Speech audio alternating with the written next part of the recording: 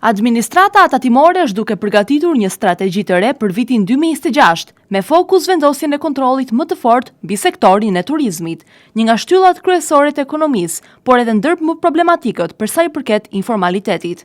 Plani parashikon përdorimin e monitorimit në kohë reale dhe analizave të avancuara të riskut, duke përfshirë dhe të dhënat nga platforma digjitale si Booking dhe Airbnb, për të identifikuar më saktë aktivitetin real të bizneseve. Në qendër të ndërhyrjes mbetet formalizimi plot i sektorit, me thekste deklarimi saktë të ardhurave dhe punësimit. Autoritetet synojnë të godasin praktikat e përhapura, si pagat minimale fiktive dhe fiskalizimi pa plot, përmes kontrolleve më të shpeshta në teren dhe verifikimeve pa paralajmërim. Njërisi në këtë plan është dhe përdorimi i inteligjencës artificiale për analizimin e faturave fiskale, duke synuar rritjen e efikasitetit dhe uljen e kohës së kontrollit.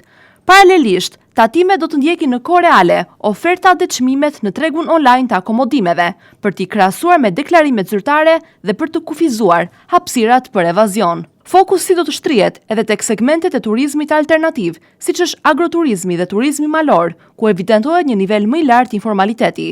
Krahas masave ndëshkuese, administrata parashikon edhe një komunikim më të drejtpërdrejtë me biznesin përmes fushatave ndërgjegjësuese, por paralajmërojnë se për shkelësit do të aplikojnë masa të forta, deri edhe në bllokim aktiviteti dhe ndjekje penale.